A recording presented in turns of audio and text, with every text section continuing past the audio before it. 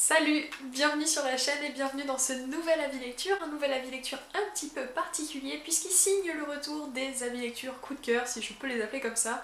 Ce sont ces petites vidéos que je poste souvent le mercredi qui me permettent de développer mon avis sur une lecture en particulier, un livre qui a pu me marquer pour de multiples raisons, mais la plupart du temps c'est tout simplement une lecture coup de cœur, une saga coup de cœur, bref, une découverte que j'ai adorée et que j'ai envie de vous partager en long, en large et en travers, et c'est pour ça que ces petits rendez-vous avis lecture sont là. Le livre dont je vais vous parler aujourd'hui, eh bien c'est un livre duquel je n'attendais pas grand chose. En fait, c'est un service de presse que je me suis octroyé le droit de demander puisque j'en avais entendu parler en VO et lorsque le livre a été annoncé en VF et que la couverture était inchangée, eh bien je suis tombée sous le charme et je me suis dit j'aime beaucoup cette couverture. Ce livre a l'air d'être une romance toute douce, un livre vraiment tout doux et je ne vois pas pourquoi je m'en priverais. Donc la maison d'édition m'a envoyé le livre et je ne m'attendais clairement pas à aimer autant. En fait, je m'attendais simplement à utiliser ce livre comme une lecture coupure entre deux gros pavés de fantasy ou deux livres qui me tenaient véritablement à cœur et que je ne voulais pas enchaîner de peur de les comparer. Bref, je n'attendais rien du tout de ce livre et encore moins un coup de cœur comme je me rends compte aujourd'hui qu'il l'est. Je vais arrêter d'en parler sans vous le montrer puisque vous l'avez vu dans la miniature, le livre en question, il s'agit de La plus forte de Jo Watson, publié aux éditions Hachette Roman, et c'est une publication qui nous vient de Wattpad. J'ai un petit peu des a priori très mauvais, je vais pas le mentir, sur Wattpad, sur les écrits de Wattpad, et la plupart du temps je ne me dirige pas vers les livres qui mentionnent le fait que leur histoire est tirée de Wattpad, a été d'abord publiée sur ce réseau social littéraire, mais pour le coup ce livre déroge à bon nombre de mes a priori concernant les écrits de Wattpad puisque j'ai tout simplement adoré ma lecture. Je vais essayer de ne pas parler des heures et des heures sur mes a priori et sur la raison pour laquelle je me suis lancée dans ce livre en pensant ne pas l'aimer.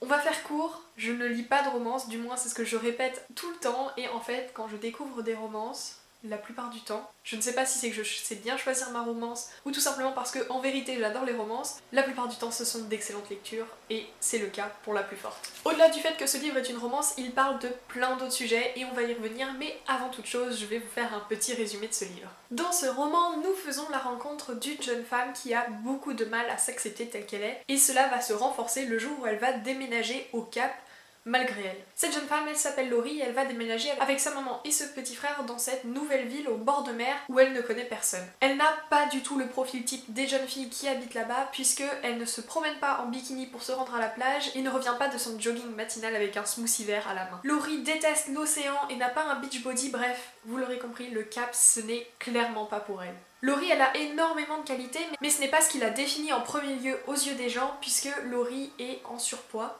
Elle est grosse, comme elle le dit dans le texte. Au-delà de ça, Laurie est un personnage passionné qui est investi dans la vie de son petit frère et qui est tout simplement une véritable artiste. Mais c'est malgré elle qu'elle a été obligée de quitter son précédent lycée dans lequel elle évoluait au milieu d'un monde artistique bienveillant pour se retrouver dans ce nouvel établissement qui prône des valeurs esthétiques qui sont loin d'être les siennes. Mais dans cette histoire, Laurie va faire une rencontre, celle de Jack, qui est le garçon le plus populaire de son nouvel établissement. C'est très cliché, on va pas se mentir, mais l'histoire est bien construite et c'est à partir de ce moment-là que j'ai été énormément étonnée. Jack est extrêmement sportif, mais au-delà de ça, il s'investit en tant que bénévole dans l'établissement dans lequel se trouve le frère de Laurie, qui est un établissement adapté pour les enfants neuroatypiques ou encore autistes. Car oui, le frère de Laurie est différent, une différence qui impacte la vie de Laurie, mais elle l'aime plus que tout au monde. Lorsque Laurie découvre que c'est avec Jack que son petit frère s'amuse, eh bien elle n'a pas le temps de déguerpir que Jack la reconnaît et lui adresse la parole. À partir de ça, c'est une romance qui s'engage entre deux adolescents qui ont trouvé une moitié qui comprend leur quotidien puisque Jack a lui aussi une petite sœur différente.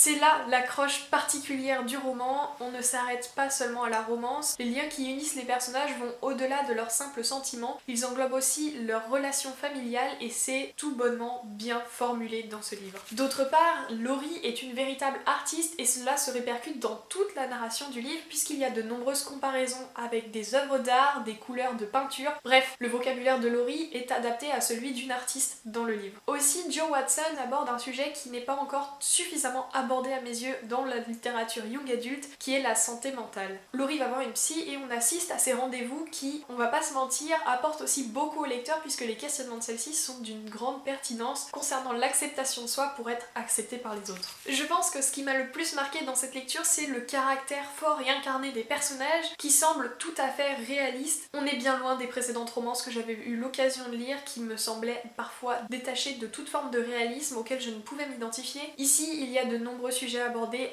que ce soit à travers le personnage de Laurie et tous les personnages secondaires. Les thématiques s'entremêlent pour créer un récit très complet et c'est surprenant parce que ce livre est extrêmement court. En fait, la richesse de ce livre réside dans les nombreuses occurrences faites à propos de la complexité d'exister dans un monde conformé. Cela concerne tous les personnages dans ce livre et c'est assez bouleversant. Bien que le point de départ du livre soit une romance entre un personnage gros et un personnage très populaire, la narration va bien au-delà de ça et c'est ce qui m'a touchée. Aussi surprenant que cela puisse paraître, au début je ne qualifiais pas ce livre d'un coup de cœur, mais en vérité, la plus forte est de ces livres qui restent dans la tête longtemps après la lecture.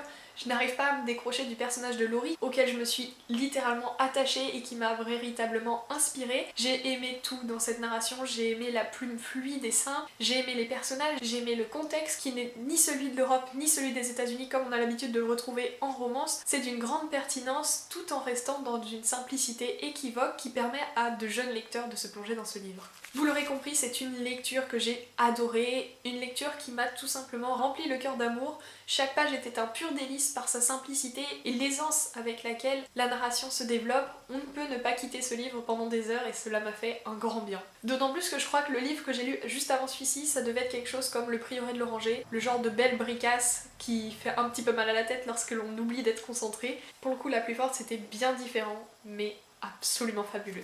Je pense à peu près avoir fait le tour à propos de ce livre, j'ai beaucoup parlé et pourtant c'est un petit livre et pourtant je ne vous dis pas tout, il y a énormément de choses à découvrir à l'intérieur, que ce soit à propos de la relation entre Laurie et sa mère, la relation qu'elle construit avec une de ses camarades dont les apparences sont trompeuses, que ce soit la relation qu'elle entretient avec ses anciens amis, ceux de son précédent établissement. Bref, Joe Watson a réussi à construire la vie de Laurie en quelques pages dans ce livre et c'est juste fabuleux à découvrir. On arrive à la fin de cette vidéo, il fallait que je mette un terme à mon blabla puisque j'aurais pu en parler encore pendant des heures de ce livre tellement il m'a marqué, tellement je ne m'attendais pas à l'apprécier à ce point. Du coup bien évidemment si vous l'avez lu, je vous attends en commentaire parce que je serais ravie de pouvoir continuer d'en parler avec certains d'entre vous. Et si vous ne l'avez pas encore découvert, je vous le recommande chaleureusement que vous lisiez ou non des romances, puisque je ne suis pas à la base une lectrice de romances et j'ai adoré. Bref, merci d'être resté jusqu'à la fin de la vidéo et on se dit à très bientôt pour une prochaine vidéo. Salut!